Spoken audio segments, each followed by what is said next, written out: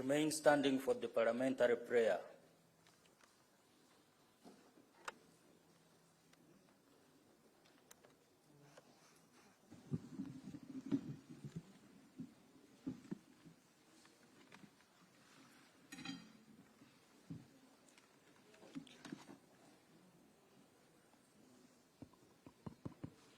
Let's pray.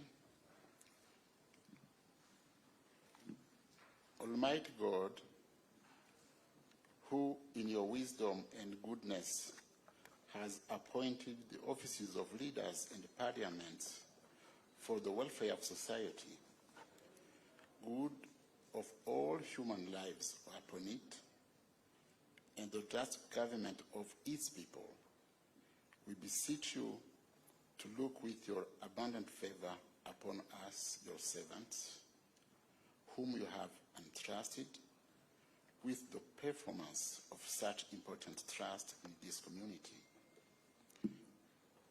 Let your blessings descend upon us here assembled, and grant that we may treat and consider all matters that shall come under our attention and deliberation in so just and faithful a manner as to promote your honor and glory, and to advance the peace, the prosperity, and welfare of this region and of those whose interest you have committed to us. Amen. You may take your seats.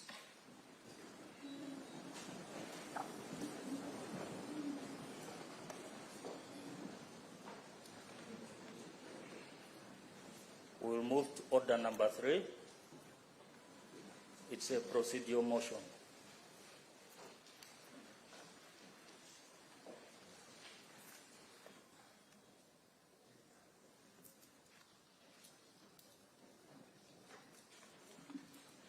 Honorable Mashakangole, to move the motion.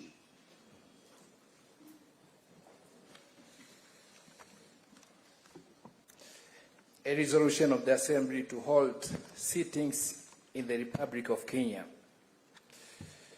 Mr. Speaker, whereas Clause 1 of Article 55 of the treaty provides that the meetings of the Assembly shall be held at such times and places as the Assembly may appoint, and whereas Rule 2 of the Rules of Procedure of the Assembly provide that the seat of the Assembly shall be at Arusha in the United Republic of Tanzania. And whereas Sub-Rule 5 of Rule 10 of the Rules of the Assembly provide that the meetings of the Assembly shall be held at such times and places as the Assembly may appoint, and shall meet at least once in every year at Arusha in the United Republic of Tanzania, and at a time to be determined by the Assembly. Now, therefore, this Assembly do resolve as follows: that pursuant to the provisions of Sub-Rule 5 of the Rules, of Rule 10 of the Rules cited above, the Assembly shall hold its sittings in the Parliament of Kenya from the 3rd to 20th March 2024. Mr. Speaker, I beg to move. Thank you. Do you have seconders? The whole House is seconding. Thank you. Honorable members, I propose that Honorable Ngole Mashaka, have you justified your motion?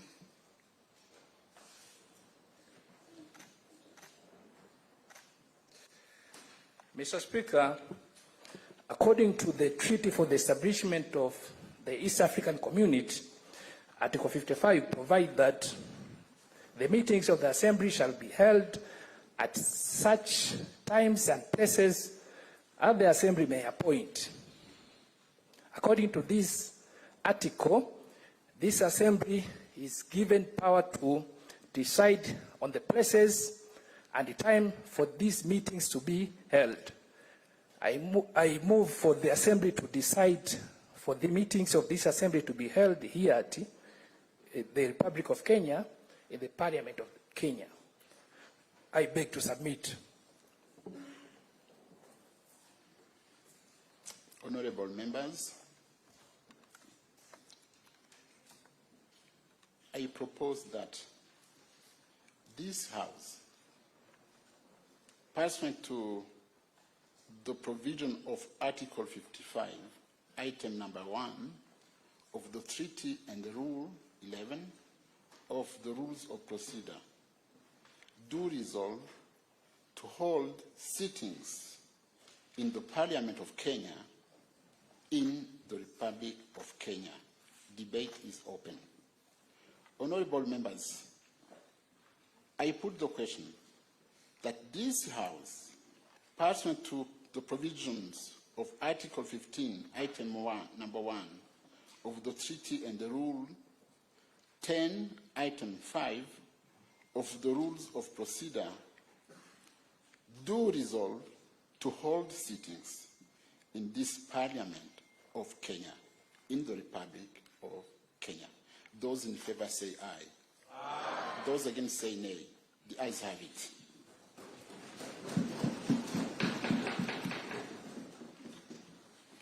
Item number 4 on the order paper, proclamation by the Speaker. Honorable members, amidst us today is His Excellency Dr. William Samoei Ruto, President of Republic of Kenya and member of the Summit of East African Community Heads of State.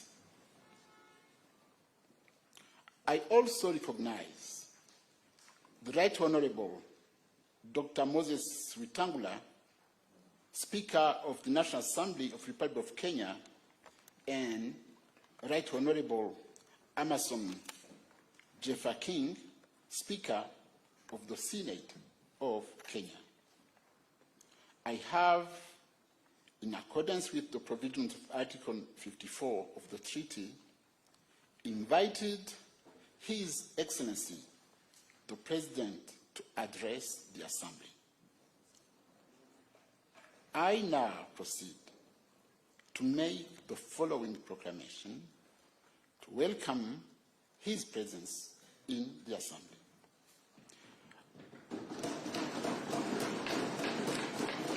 Whereas Article 54, Item 1 of the treaty provides that the Speaker of the Assembly may invite any person to attend the Assembly, notwithstanding that he or she is not a member of the Assembly, if, in his or her opinion, the business of the Assembly renders his or her presence desirable. And whereas, in the opinion of the Speaker, the attendance and presence in the Assembly of the President of the Republic of Kenya is desirable in accordance with business now before the Assembly. Now, therefore, it is with great pleasure and honor on your behalf, honorable members, to welcome His Excellency, the President of the Republic of Kenya, in this Assembly. Given under my hands this Tuesday, 5th day of March 2024.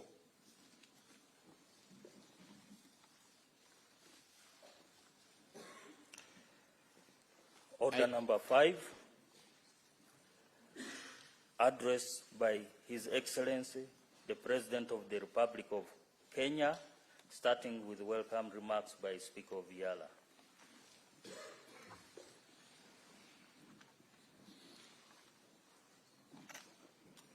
Your Excellency,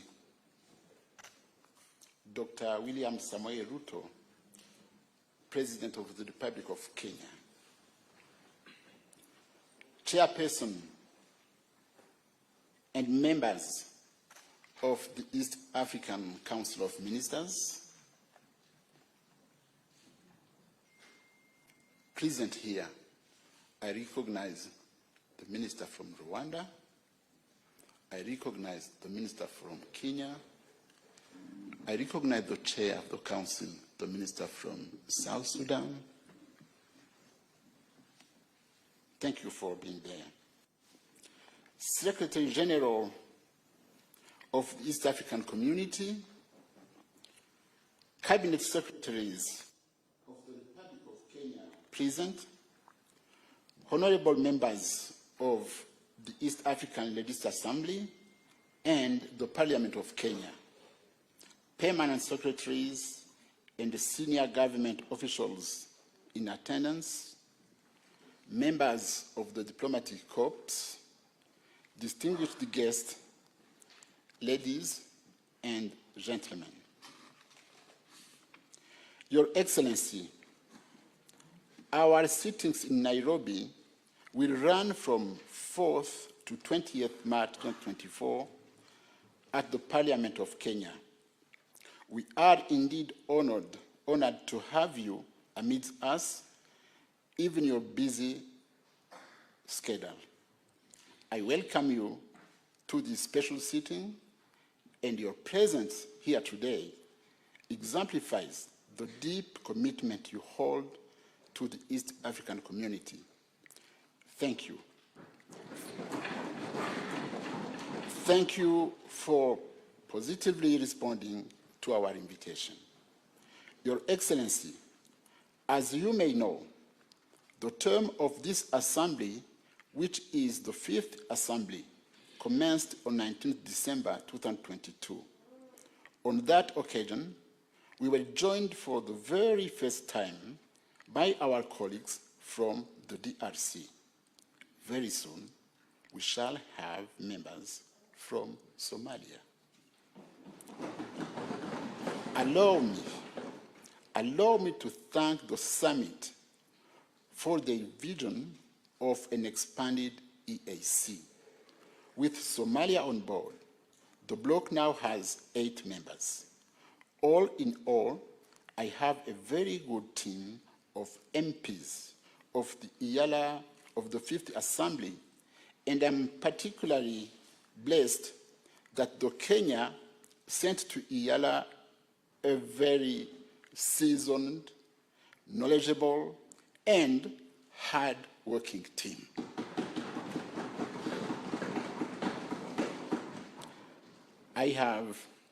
They are led by their chair, Honorable Hassan Omar.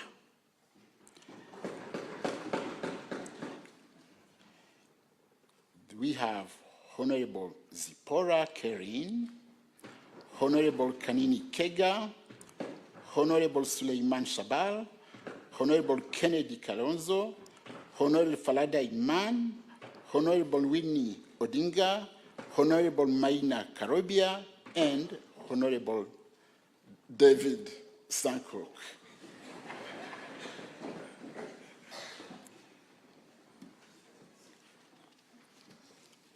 Your Excellency, we also have members from different chapters. I would like to invite the chapter from Burundi to stand up for recognition.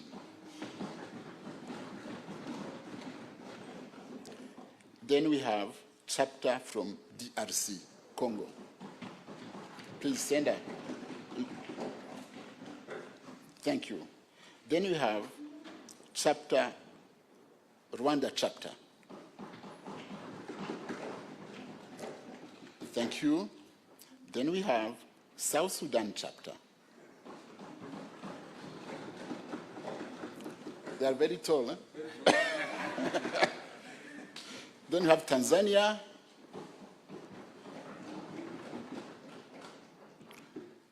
Thank you. Then we have Uganda. Thank you. Your Excellency, our sitting in Kenya is based on our desire to bring the Assembly to the peoples of Kenya.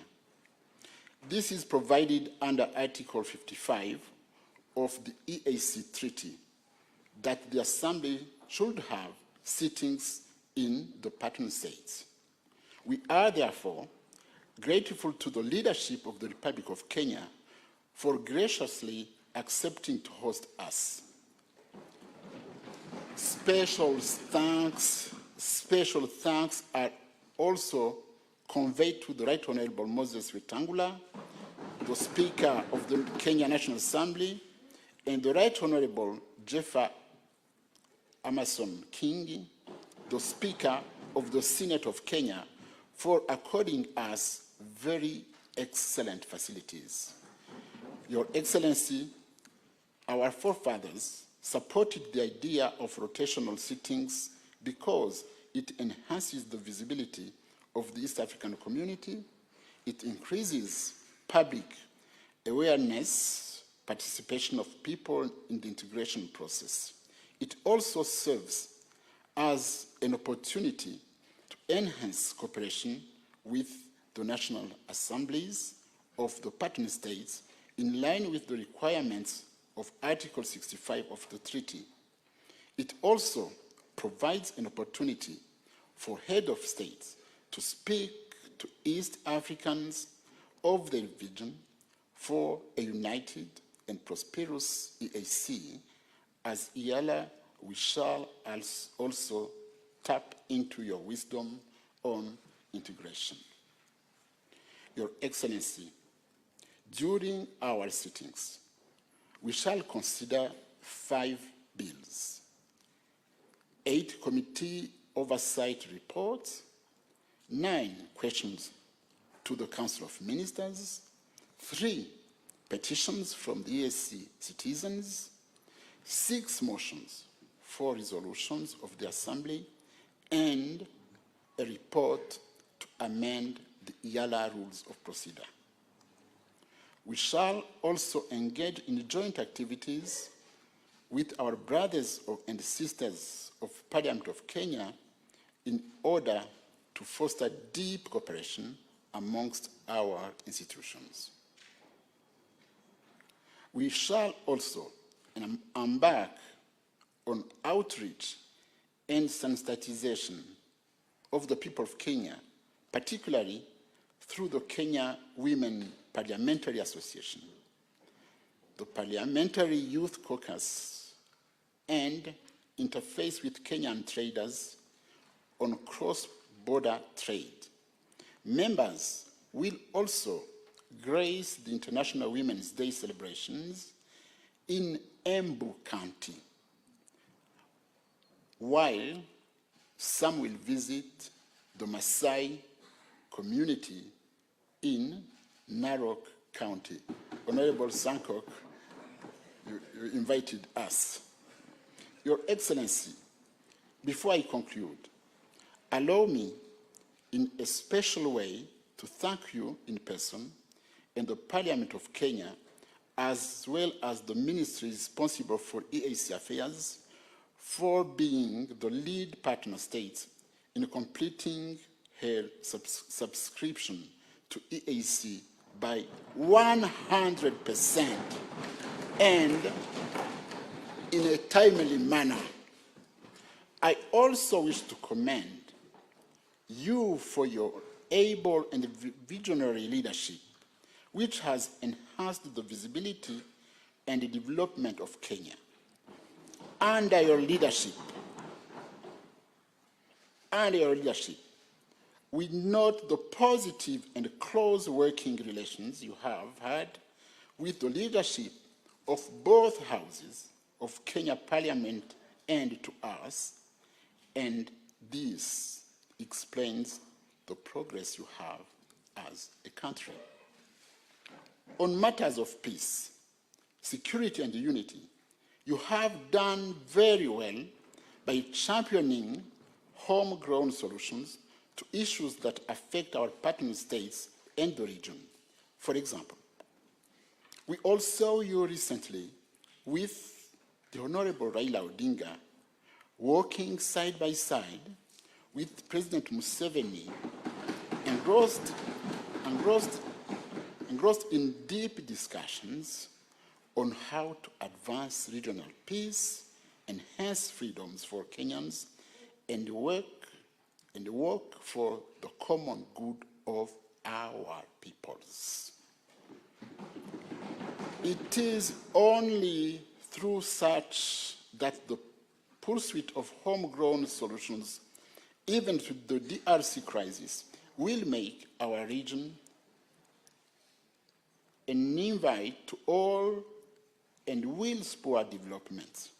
This serves to portray the EAC mechanism for conflict resolution in high esteem.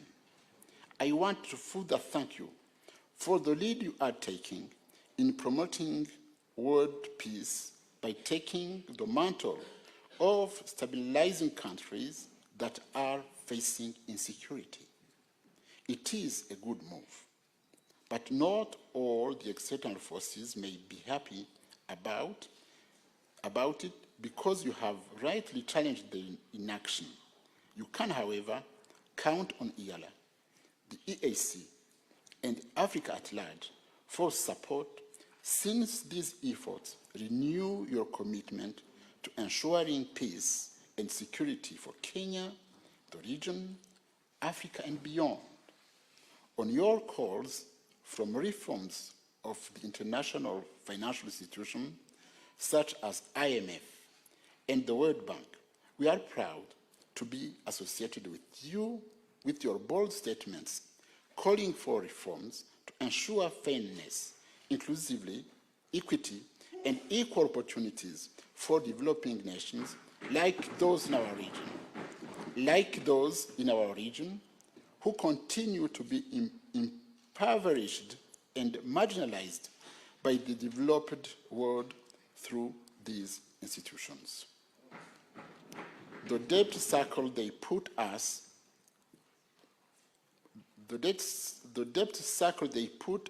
in should end so that we can generate international resources to spur growth on local industries, infrastructure, and economically empower our citizens. We in IALA, we have already adopted resolutions on promoting use of local currencies instead of the US dollar to pay for services, resolution to promote local leather industries by banning unprocessed hides, among others.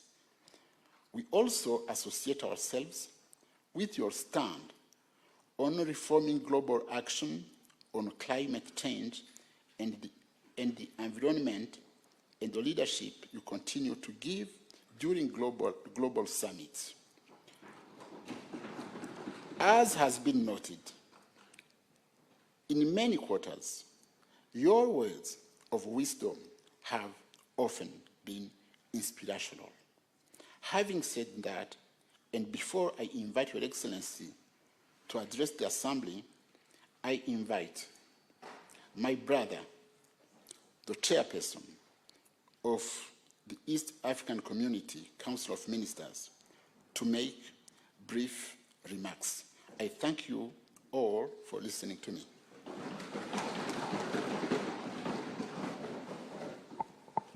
I'm very short.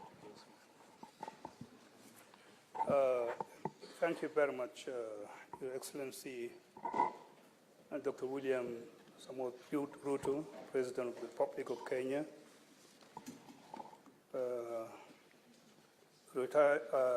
Right Honorable Joseph, Speaker of the East African Legislative Assembly, my colleagues, ministers, and members of the Council,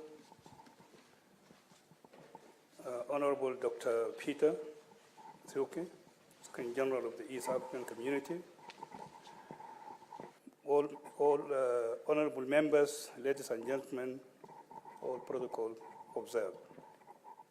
Your Excellency, let me start by joining the Right Honorable Speaker in welcoming Your Excellency to this special sitting of the Assembly and expressing the gratitude of the Council of Ministers to you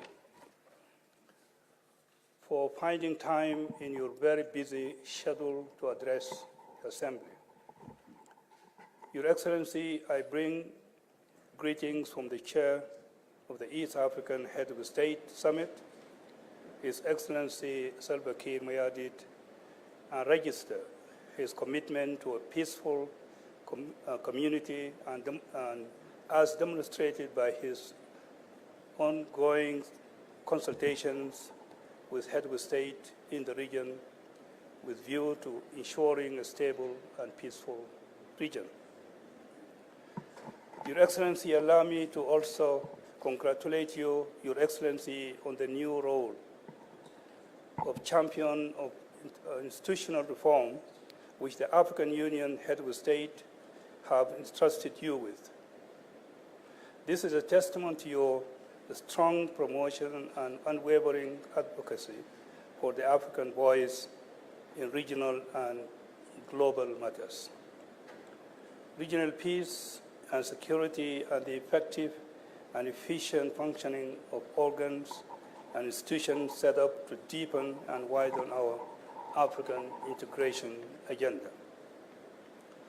Your Excellency, this being the first time that the Fifth Assembly is holding its plenary session in Nairobi and in the Republic of Kenya, and also the first time since Your Excellency is addressing the Assembly, as a member of the Summit of East African Head of State, we are all keen to receive your guidance and wisdom on the direction and areas of focus for the community from your perspective. I'm pleased to inform you that in order to foster a unified economic landscape that benefits all partner states, the community continues to rely on the Assembly to enact regional laws that create a more conducive environment for increased trade and investment, through oversight to highlight any inconsistencies and gaps in the trade policies, legal and regulatory frameworks of the partner states, as we look towards the establishment of a functioning and efficient monetary union for the East African community. Furthermore, Your Excellency, I wish to confirm that the Secretary General has informed me that the Federal Republic of Somalia has formally deposited instruments of ratification with his office, and therefore the Federal Republic of Somalia is now a full member of the East African community. On this note, Your Excellency, I want to thank the Secretary General and his team for this good work done. As a Council, Your Excellency, we are looking toward the Assembly to inform policy decisions we continue to seek for prosperity for our people in order to enhance the East African community integration agenda. And where necessary, we shall make recommendations and seek the guidance of the East African Summit of the State.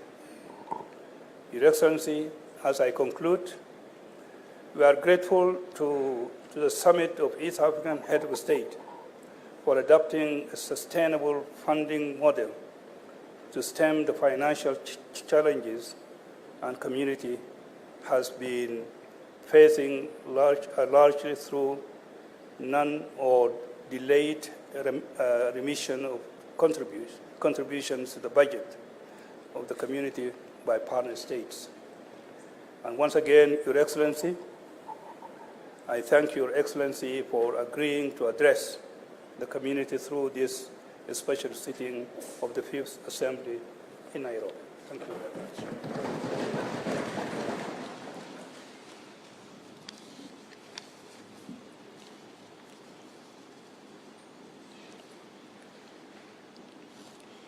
Your Excellency, before I invite you to address the Assembly, I would like to recognize in this chamber the following dignitaries.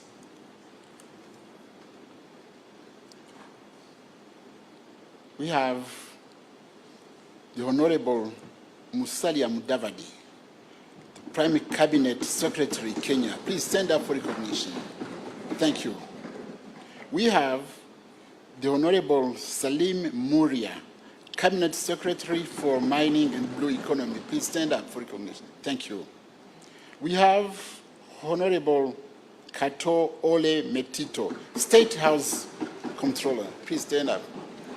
Thank you. We have Mr. Abdi Dubat, Principal Secretary, State Development for East Africa Affairs. Please stand up. Thank you. Oh. And we have the members of diplomatic corps, and I have to recognize that among them, I have Honorable Martin Ngoga, who was the Speaker of IALA 4. Please stand up. Thank you. Thank you. He's my mentor somewhere. It's him who taught me how to behave. 7, we have the former members of IALA who are present here. Please stand up for recognition. Thank you for coming. Thank you again. And I have to recognize other senior state officials of the government of Kenya who would be present here. Thank you. And I have also to recognize the member of the 4th estate who are there. Please, you should recognize them. Thank you. Your Excellency, finally, it is with a great pleasure and honor that I all execute my humble duty to welcome you to address us. You are most welcomed, Your Excellency.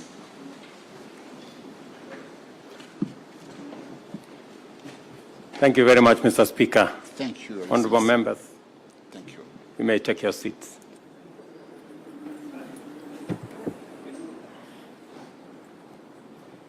This podium is a bit high or something. I don't know whether we can take it down a bit. Anyway, the Honorable Joseph Ntakuri Timana, Speaker of the East African Legislative Assembly. Honorable members, the Secretary General of the East African Community, members of the Diplomatic Corps, distinguished guests, ladies and gentlemen.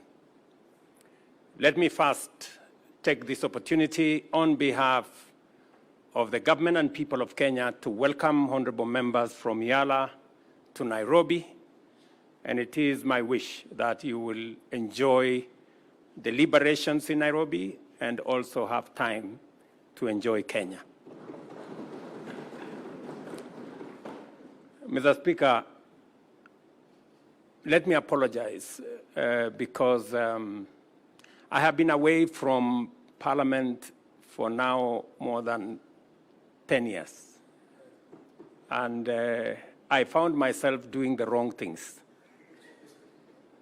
Because when it was time to applause, I found myself clapping.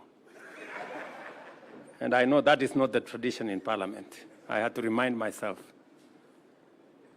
But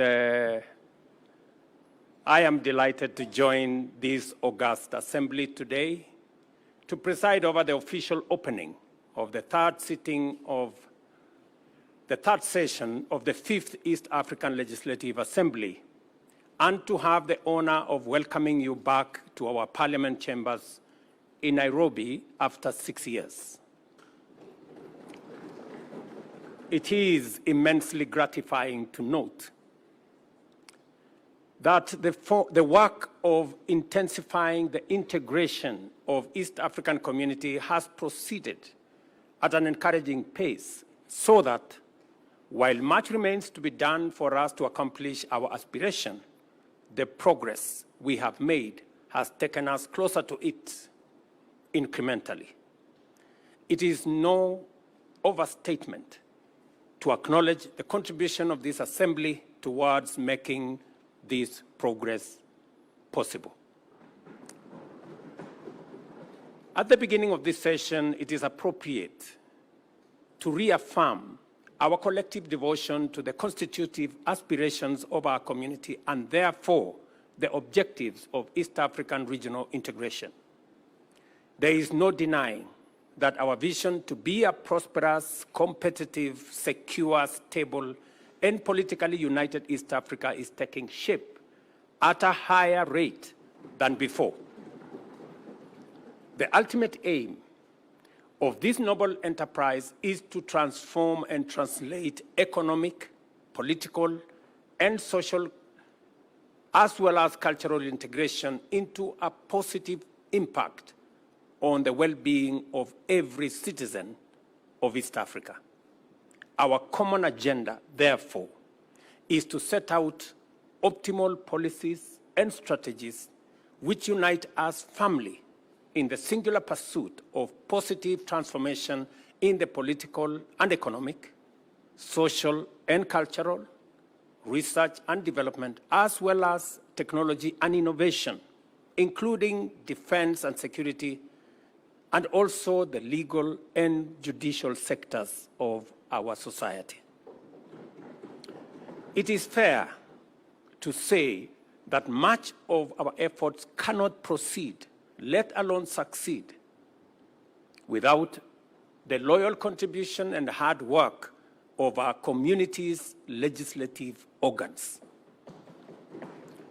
This organ of IALA, as well as the respective parliaments.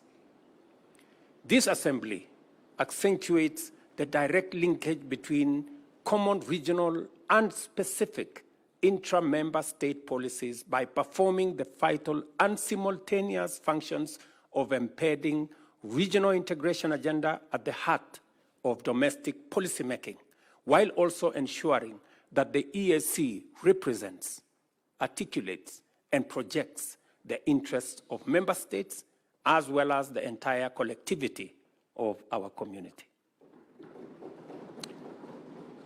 Our people's journey to a prosperous, competitive, secure, stable, and politically united East Africa entails the implementation of policies and establishment of institutions under the four well-known pillars of our integration, namely a customs union, a common market, monetary union, and a political federation.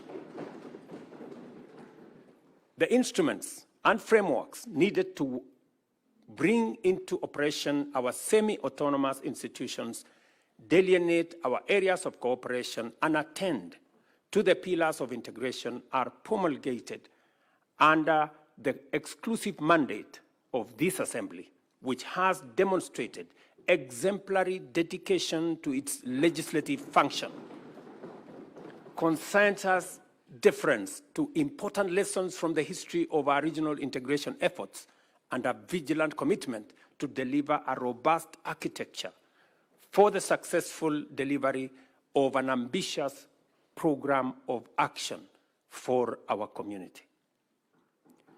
By dint of a consistent drive to implement our collective vision for integration, this assembly has enabled us to overcome the shortcomings which rendered the first East Africa community so vulnerable that it ultimately collapsed, and to make significant progress on each pillar of integration, thereby making EAC a resilient, dynamic, progressive region on the threshold of historic transformation. Our customs union is on the move, with this assembly creating legislative frameworks to establish a common external tariff, uniform customs rules and procedures, and common rules of origin. And I want to congratulate members here for being patriotic to EAC and making sure these instruments are in place. These frameworks also provide for the elimination of non-tariff barriers and the implementation of a single customs territory, one-stop border posts, as well as the facilitation of the development of regional and national trade information portals. For example, in a couple of weeks, President Museveni and I will be launching the one-stop border post in Swam, a border between Kenya and Uganda, complete with a road connecting both countries that was sourced by funding that was collectively undertaken by the government of Kenya and the government of Uganda. Similarly, the Assembly has provided the framework to conclude the COMESA EAC SADC Tripartite Free Trade Area Agreement. The signing of the agreement establishes the African Continental Free Trade Area also, and the adoption of the EAC e-commerce strategy. As you are aware, the bringing together of the tripartite agreement will bring 27 countries into one common market with a GDP of approximately $750 billion. That will make it possible for East Africa, parts of North Africa, and the whole of South Africa to trade together and to eliminate trade barriers that consistently stand in the way in our quest to enhance and expand business, trade, enterprise in our region. Consequently, the turnaround time for trucks has reduced significantly along all our transport corridors, and the clearance in time at border crossings has reduced by 84%, making trade more efficient in our region.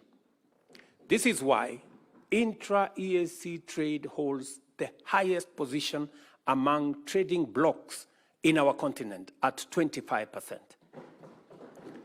With a combined GDP of US dollars 350 billion, a population of approximately 350 million, and an expansive area of 5 million square kilometers, the EAC member states are an attractive investment destination. East African Community total trade in 2022 stood at US dollars 74 billion.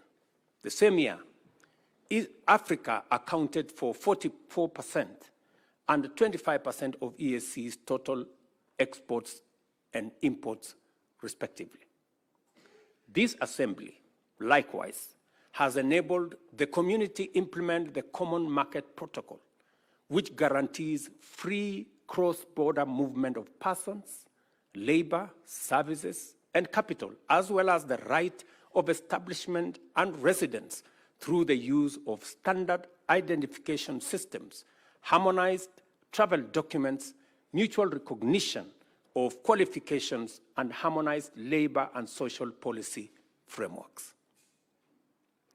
The EAC e-passport is now internationally recognized, while several member states now permit citizens to travel using the national identity cards. Visa fees for cross-border movements have mostly been eliminated, and cross-border communities now enjoy free movement. Students can enroll and transfer with greater ease. Regional institutions now implement mutual recognition agreements for various professional qualifications. To actualize the East African Monetary Union by 2031, because that's our aspiration, this assembly must provide the necessary framework to anchor the full implementation of the customs union and common market protocols, especially through the establishment of vital organizations such as the Monetary Institute, Bureau of Statistics, Financial Services, as well as the Surveillance and Enforcement Commissions. I know this is already in your radar, and it is our hope, as members of the summit, that you will discharge your responsibility of making sure these instruments are in place to facilitate the greater integration of our union. Additionally, the Assembly should facilitate the convergence of criteria for macroeconomic governance and provide for the harmonization of both fiscal and monetary policies.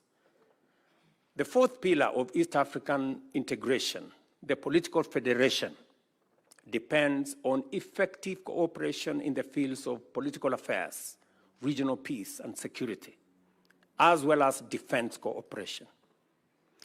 The transitional model for our federation is already in place in the form of the East African Political Confederation, under which we have been able to deploy the East African Community Regional Force, for example, to restore peace and security in Eastern DRC, while other achievements under the transitional model include the Chief Justice's Forum to strengthen the rule of law, enhance access to justice, and facilitate the evolution of a distinct East African jurisprudence.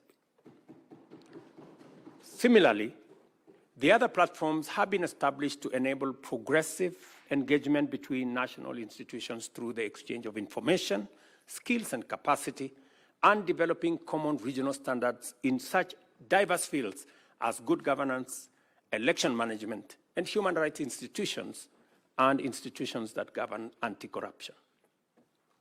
We now have in place protocols on defense, as well as peace and security, together with the EAC Mutual Defense Pact, the EAC Early Warning Mechanism, Protocol on Combating Illegal Drug Trafficking, and EAC Interreligious Council, and a framework for conducting public participation on the establishment of the political federation, which has already been concluded in Kenya, in Uganda, and in Burundi. And we already made a decision last year in Arusha that that process must be concluded in the other remaining states by June this year, so that we can have a way forward. And I want to tell you, when this exercise was conducted in Kenya, it received overwhelming endorsement by the people of Kenya. It received similar endorsement in Burundi and in Uganda.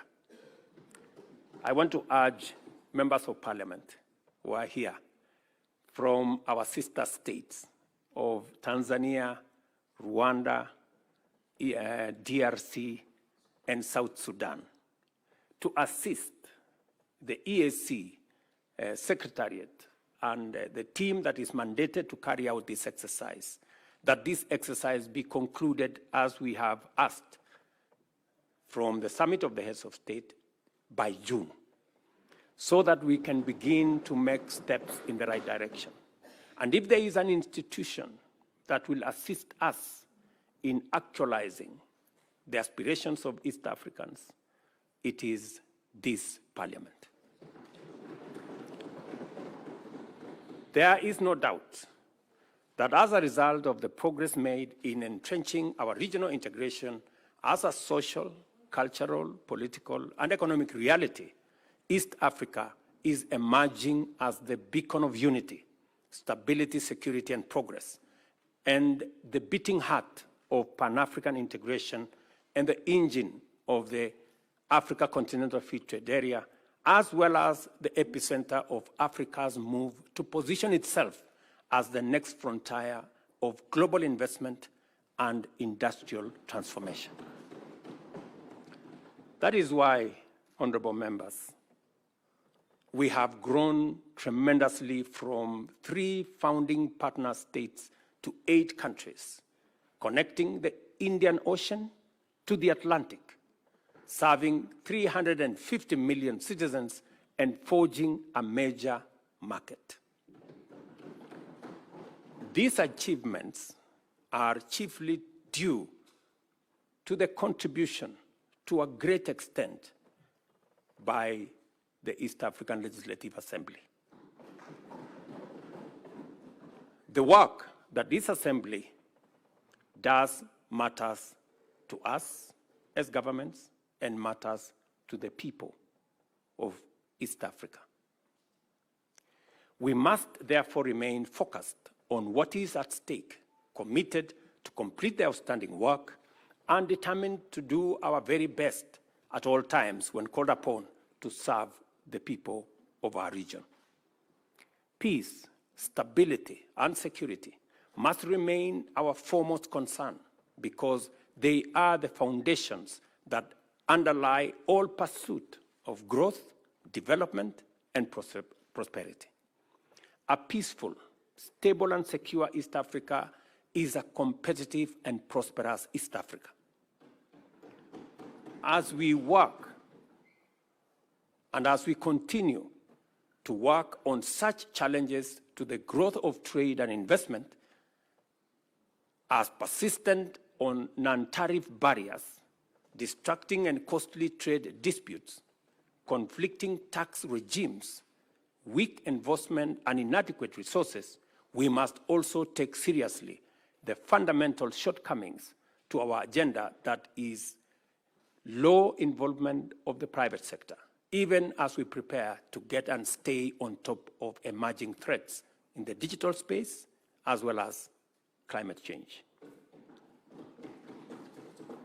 Now that we have adequately established that this assembly possesses what it takes to drive our vision of a prosperous, competitive, secure, stable, and politically united East Africa, I take this opportunity, honorable members, to pose a few issues to the honorable members gathered here. It is important for us to lay a strong foundation for East Africa to make a transformative contribution to Pan-African integration and the emergence of the Africa Continental Repeated Area as the next hub of global investment, trade, and industry. In order to do this, we have to complete the implementation of all the pillars of EAC integration urgently and equally critically align our integration agenda with a broader African transformational paradigm under the Africa we want.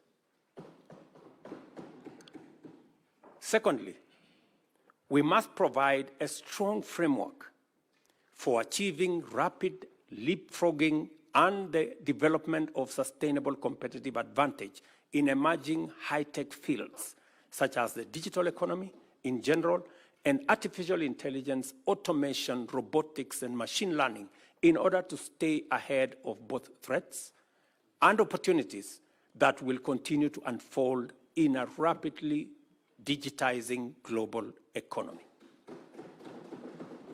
Thirdly, there is need to lend your support to the African Leaders Nairobi Declaration and call to action, which defines a strong and distinctly African contribution to the global discourse on humanity's foremost existential challenge by affirming the nexus between climate action and sustainable development and calling for increased investment in Africa to kickstart a green industrial revolution. Let me explain, because it is important. When we met in Nairobi last year,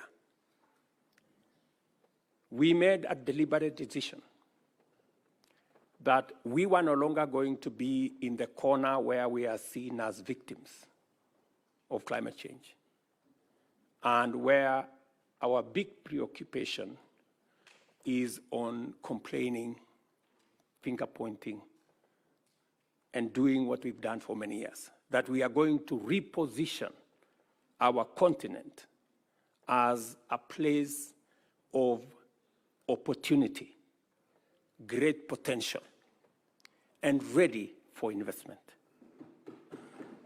Because indeed, it is no longer tenable for us to continue wearing the badge of conflict and disease and poverty, when in our borders we have the largest deposits of mineral. In fact, 30% of world natural minerals and natural resources are in our continent. We have 60% of all renewable energy resources globally. We have 1.4 billion people market. In fact, by 2025, it is going to be the single largest market in the world. We have 2/3 of the world's uncultivated, arable land that we can use for food security. Ladies and gentlemen, with those kind of resources, it is incorrect to classify our continent as a continent of conflict, poverty, and disease. In fact, as one Nigerian great philosopher said, that until the lion learned how to write their story, all stories glorified the hunter. So it is time for us to write our own story. And our own story is not about disease, it's not about conflict, it's not about poverty. It is about great potential that we have. It is about the opportunities that we have. It is about the investment that is awaiting, and position our continent as the only place where the next industrial revolution is going to happen. And therefore, it is important for you as legislators from EAC to appropriate this position so that together we can push a new narrative for our continent.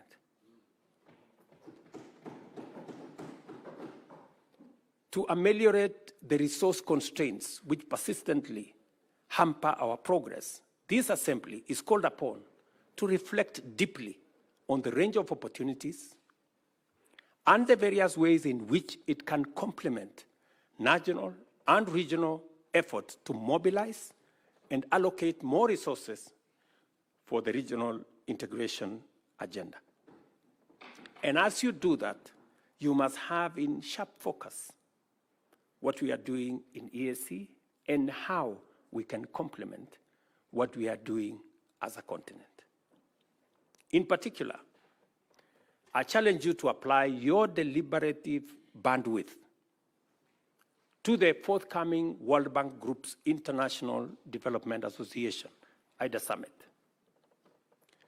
And let me explain what we are going to do in this summit.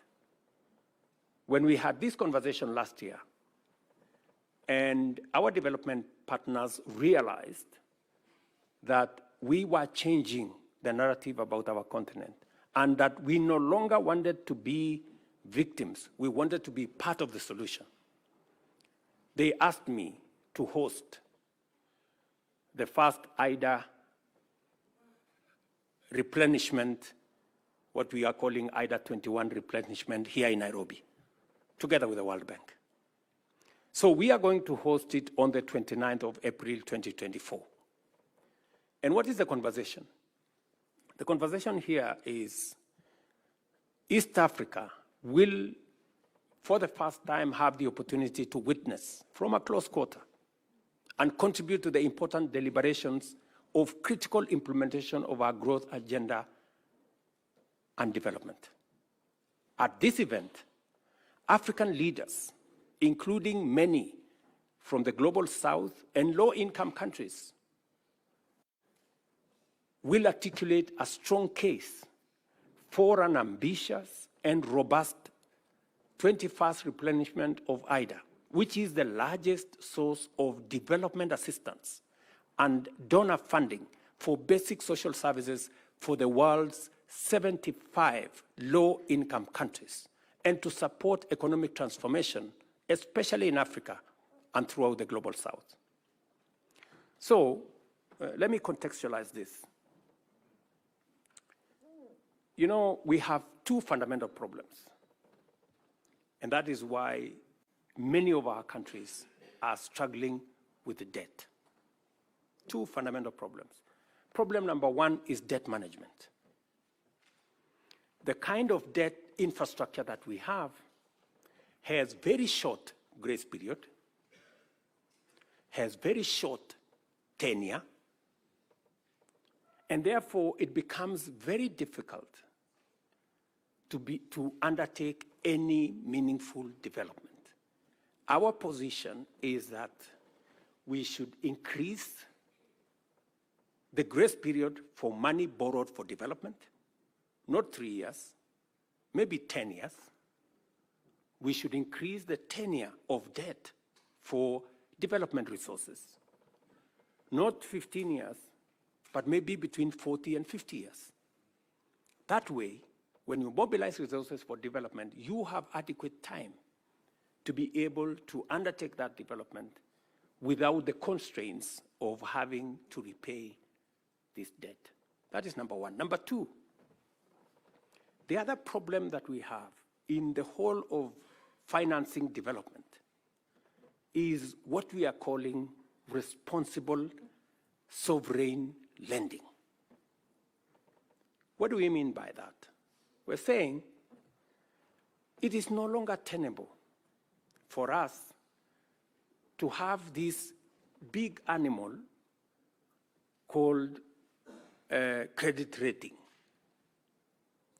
where countries using arbitrary formula are rated here, and if you don't do certain things, you are taken down, and as you are taken down, you pay more interest. It is also, we need to have a conversation about credit rating agencies, and we need to have a conversation about risk assessment. Because there is perceived risk that becomes larger than real risk. And that perceived risk is pushed by certain quarters to make Africa uncompetitive.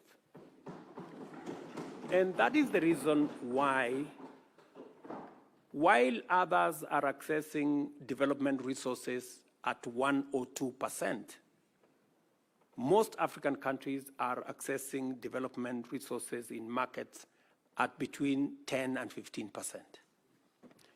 Explain to me, honorable members, if one set of countries are accessing development resources at 1, 2%, and another is accessing between 10 and 15%, is it realistically possible for us to grow at the same rate? No. This is the conversation we must have. You know? And we must remove this arbitrary unfairness. You know, this arbitrary unfairness from global financing. And that is why we are saying we must have a thorough conversation about the reform of multilateral development banks and the whole international financial architecture as a whole. When we started this debate a year ago, we looked like mad people. But I promise you, today, in every meeting, everybody has come to the conclusion that there is a problem with the architecture of international financing. And the conversation is no longer if, the conversation is when are we and how are we going to reform it. And that is why it is important for institutions like the East Africa Legislative Assembly to apply itself, apply your mind to what kind of contribution are you going to make in this reform that is going to make our economies access development financing. It is the only way we can make meaning to our development. The last IDA replenishment, for example, in 2021 raised US $91 billion, which was disbursed to eligible beneficiary countries over a period of 3 years. The Kenya Summit that we are holding in April aims to highlight to donors and other development partners critical priority target areas of development financing in Africa and in our region, make the case for a significantly higher level of financing in either 21 cycle, and support East African countries to effectively address development challenges and exploit the huge opportunities that we have in our region. This is the candid conversation we're going to have. And I am very confident that the fact that World Bank accepted that this was a necessary exercise confirms to us that somebody somewhere is listening to what we are saying. You know? And our position is, it is not going to be done until it is done. I have invited my fellow heads of state and government to participate in this highly important platform. Being confident of this Assembly's capacity to facilitate transformative interventions, I urge you, honorable members, to join this course and formulate your contributions to this endeavor with urgency. Give some imagination, put in it some ambition, so that together we can push an agenda that is going to support all our economies. I am highly obliged to you, Honorable Speaker, for inviting me to address this Assembly. I do not take your consideration for granted, and I believe we're going to have a discourse that is going to be beneficial for all our countries. I wish you all, honorable members, productive engagements, insightful debates, and fruitful deliberations as you usher in the third session of this Assembly. Feel at home while you are in Kenya. It's called magical Kenya, the home of all humankind. And I urge Honorable Omar Hassan, Chair of the Kenyan chapter of the Assembly, to use this session to introduce you to the warmth and hospitality of our country.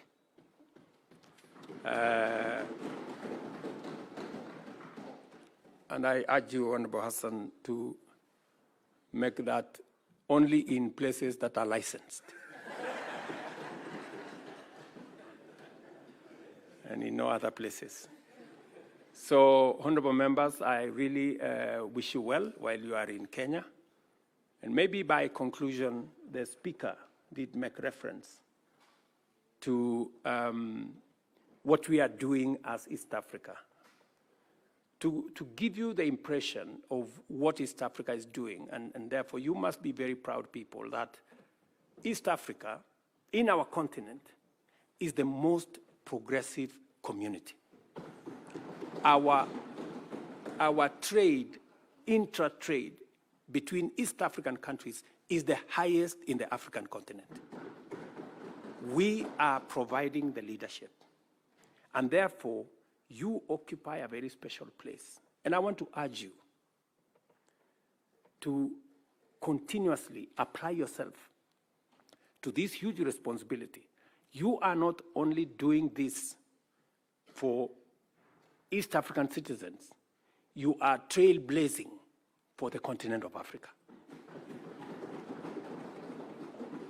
So continue with diligence, but also a pace to make sure that you help us move the continent together.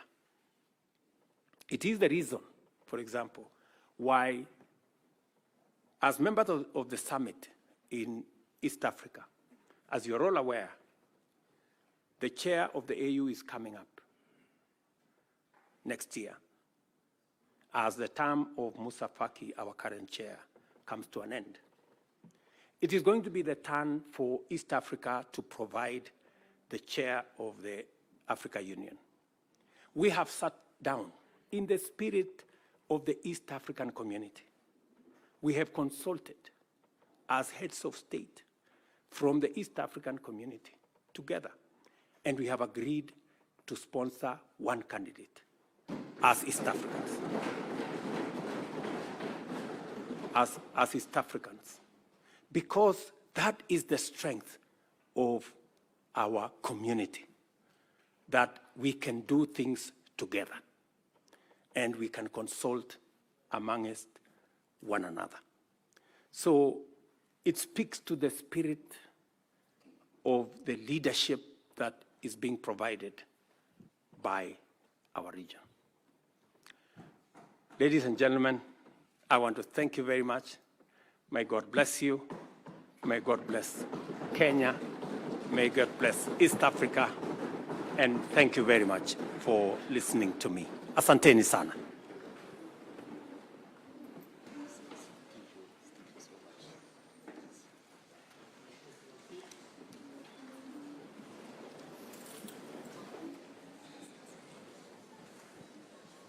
We move to order number 6, vote of thanks. Thank you, Your Excellency, Mr. President, for your great speech, statesman. We have learned, and as members of East African community, we'll have to implement many of your guidances. Now it's time for Honorable Paul Mwasa Musamali to move a vote of thanks. Honorable members, we shall have the opportunity to debate this great speech, this presidential speech, and we will do it when it will still be fresh in our memories. It will be done tomorrow morning, the whole day. From morning till the end, we'll be debating this great speech. So, Honorable Musamali, you have the floor.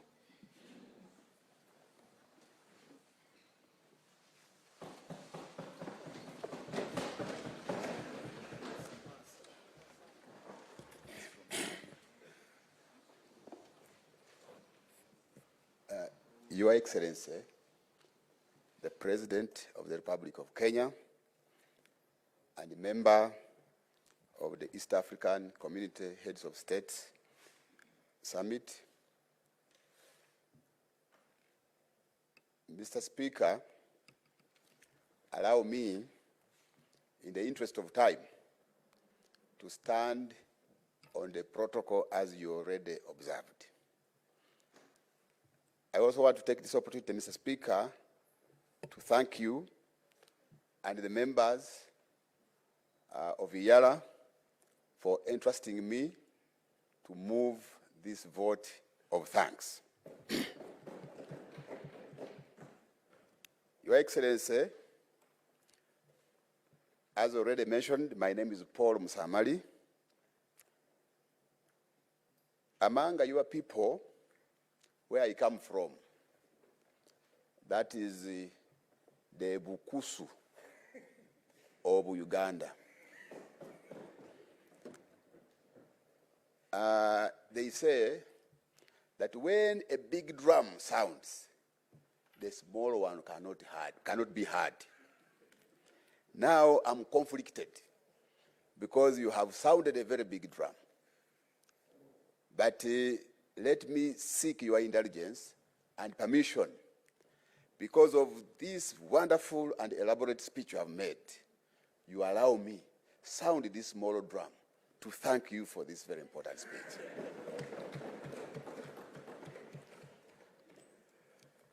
Your Excellency, I want to take this opportunity again, on behalf of IALA members, to congratulate you upon your election to that office of President of Kenya. Because this is the first time we are meeting since you were elected, Your Excellency. I also want to take this opportunity, Your Excellency, to thank you for the work you have been doing in the service of the people of Kenya and the people of East Africa.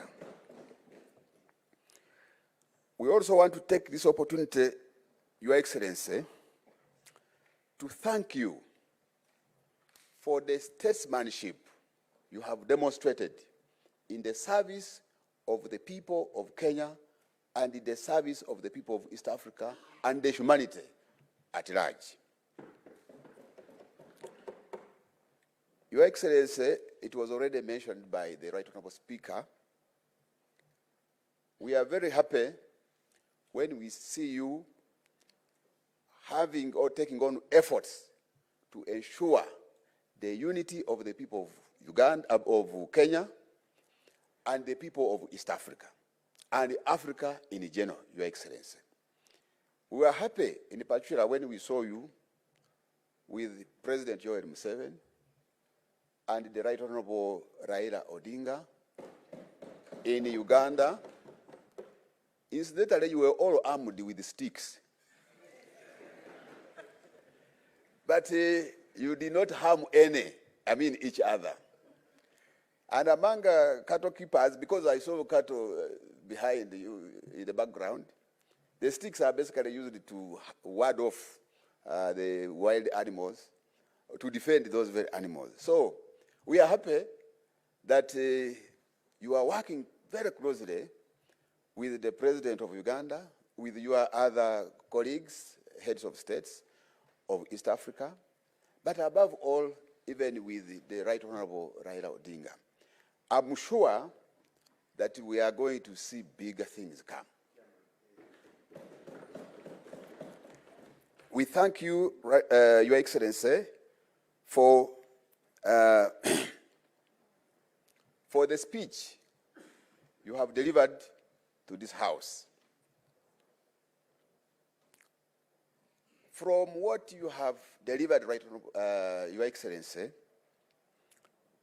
I made some few notes, but I have come to understand that the integration of the East African community in particular and Africa in general is not a matter of luxury, but a matter of necessity. Because this is about our lives as the East African people and as the African people. As you may all be aware, honorable members and the public, Africa, just like the President has put it, we have been victims of circumstances. And some of the things were not the ones responsible. You are all aware, the African people were traded as slaves. We were herded as goods, as if we were cattle, into the market. They were calling them slave markets. Time came when the African people, we were divided. And that's why you see me, I'm the other side, and then the Right Honorable Wetangula is this side. We were divided as if they were dividing a loaf of bread.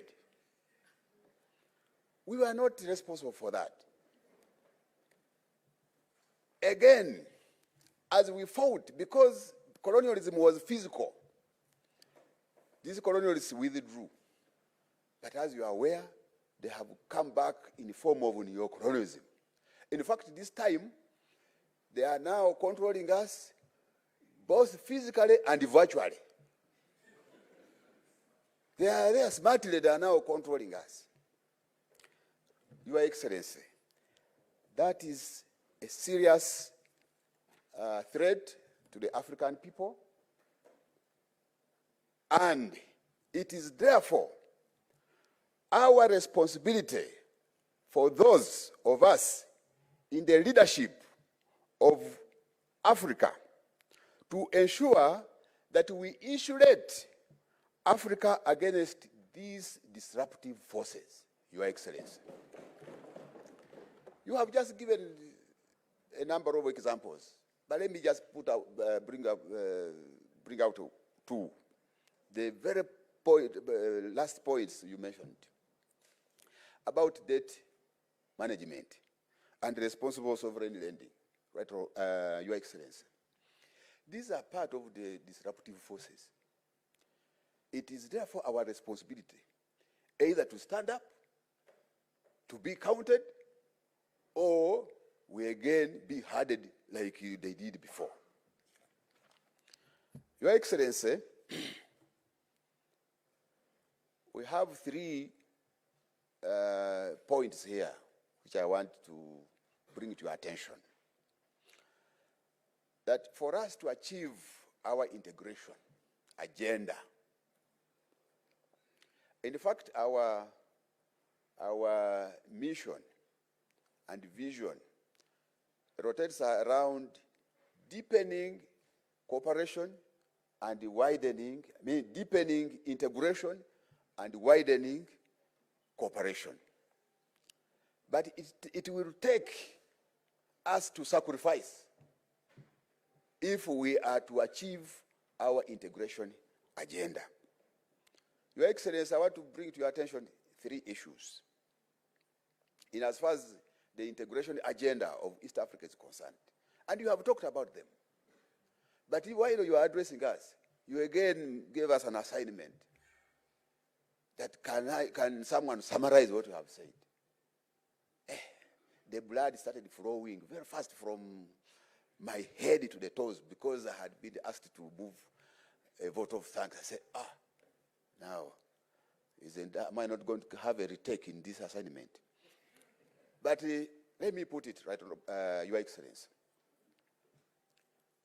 In East Africa, so far as noted, we have made tremendous achievements. But if it were a child, we haven't started even crawling. This child is just starting to sit, and that's where East Africa is. One of the challenges which we have, right, Your Excellency and Honorable Speaker, is about funding to the community. Funding to the community. Your Excellency, I'm now serving my 2nd and last term in Yara. For us, we have only 2 terms, if you are likely to be re-elected. When we joined in 2017, each partner state was contributing $8.3 million to the community. Now, as we talk, and even that money is not enough. As you are aware, some countries will pay on time, and others will pay later, and others will start again demanding them after 2 or 3 years to pay. So meaning that even in the community budget is affected by the funding mechanism. But I want to take this opportunity, Your Excellency, to thank the Republic of Kenya and to thank you, Your Excellency, because Kenya has always been at the forefront in terms of funding, disbursement of the funds to the community. As we talk now, Kenya has already contributed 100% of its share, right, Your Excellency. So we thank you, but as we talk, this money has come down from 8.3 about 6 years ago to 7.8 million, 7.3 million. Now, Your Excellency, are we going ahead or we are driving in reverse? Because as we talk, we are even having more institutions and organs being created. And you have just tasked us here to ensure that those laws for fast-tracking the monetary union, we are able to do them. And in those laws, they are supposed to create institutions, for your information. Now, we are reducing the budget. Now, Your Excellency, what we want to bring to your attention as a member of the summit is that reconsider. We are aware that there is a sustainable funding mechanism that has been proposed, but still when you analyze it very well, it is just looking at how to generate the 7.3 million to go to East Africa, but not to increase. So we are requesting that you reconsider this position to increase funding to the community, such that you are able to be facilitated, the organs and institutions are able to be facilitated well to promote the integration agenda, Your Excellency. So we request that you escalate this to your colleagues, and we are sure if you prioritize East Africa, you have just told us, we shall have an expanded market, and where there's market, there will be production, and where there's production, there will be investment, and therefore employment. All these hustlers of yours, where you also belong, will be absorbed, Your Excellency. So we request that you prioritize East Africa, Your Excellency. Number two, I told you that we have three. One is about funding. Number two, this one is even yours. You are a champion of reforms. You have championed reforms. You are championing reforms at the UN, at the African Union, at the World Bank. Now, to mention it, but what? A few. Now, what happens to East Africa? Your Excellency, we are requesting that you champion reforms also in EAC. And those ones will entail, one, we are aware that there is a consideration of the making of the Confederation Constitution. But that one is going to take time. You have even just appealed to colleagues, South Sudan and elsewhere, to ensure that they go and mobilize the population and governments to participate in their proposals. So it may take time. So we are proposing that there are a number of amendments which have been prepared, and others are coming to the treaty. So as we work on the Confederation Constitution, let us amend the treaty to enable us work where we have not been able to work well. IALA is not autonomous, Your Excellency. We are requesting that make IALA autonomous, such that we are able to have the power and the ability to bite. We are supposed to oversight the institutions and the organs of the community. But these are the very ones who are facilitating us, who are deciding where to go and when. So we end up becoming toothless. I don't know, someone can conclude it.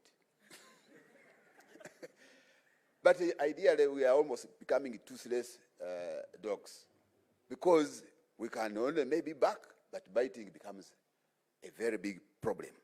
Your Excellency, the same applies to the East African Court of Justice. It is also not autonomous. We are operating, and to make matters worse, they have even put us in the same building. The IALA Court and the EAC Secretariat, which is the cabinet, we are there together. Now, every time you want to oversight the Secretary General, you collide with him in the corridor. And then he says, what is happening? Mheshimiwa, is everything okay? So, we need your support, Your Excellency. Some of the things, Your Excellency, we need to fast track them.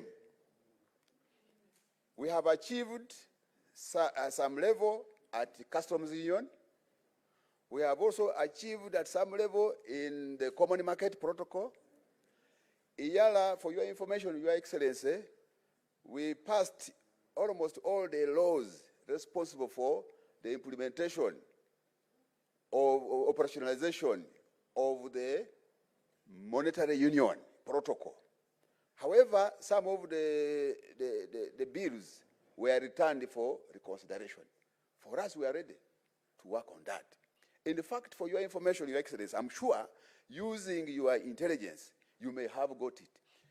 There is a WhatsApp hoax going around that saying that the East Africa, that we have introduced a single currency.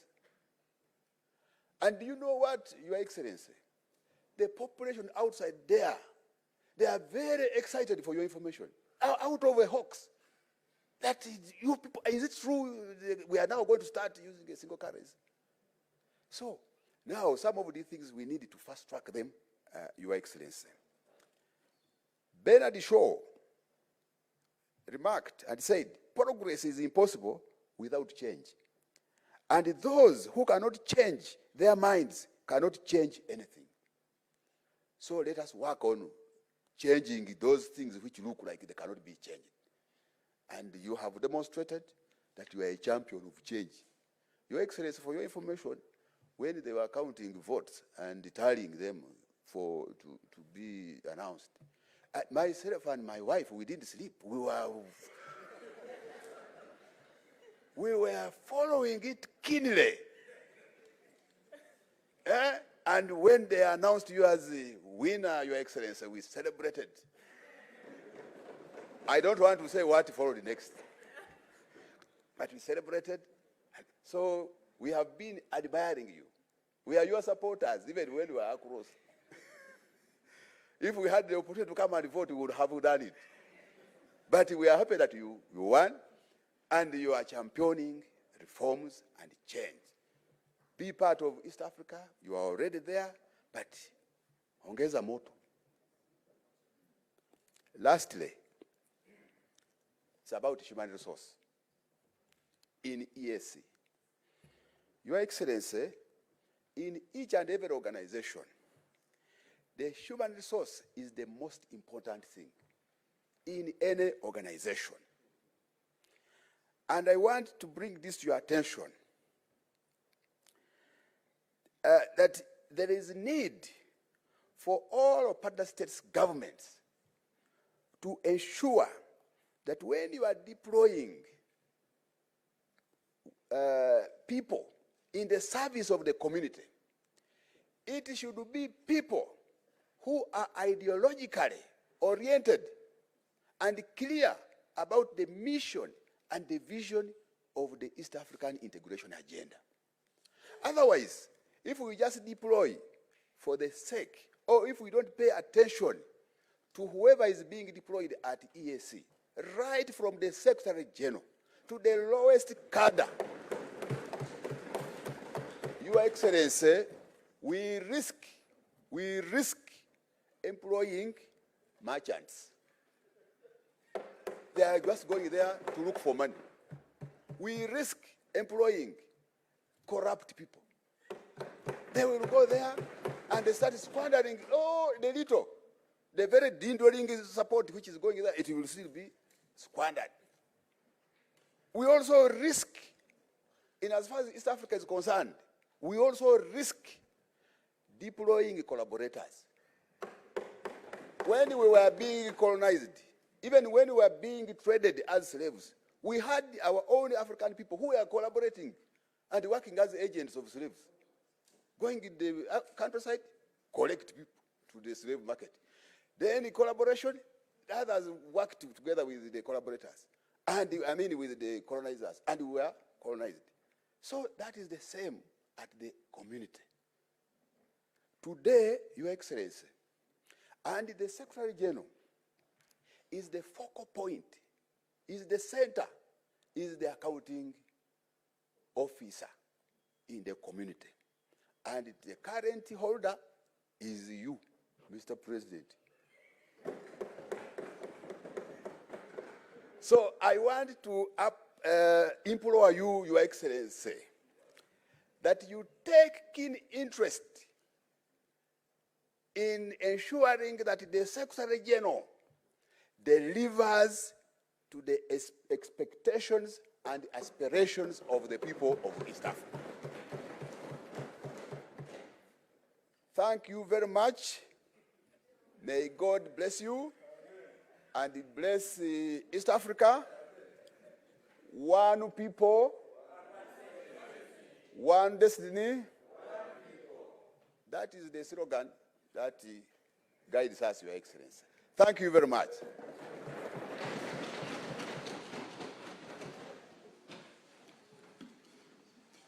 This is Honorable Musamali.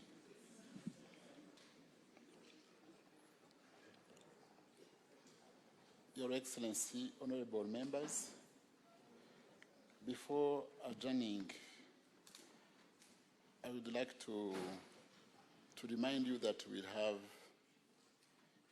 a group photo session shortly after this sitting.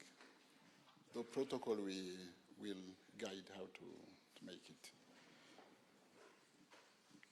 And now, I adjourn this special sitting, Senate.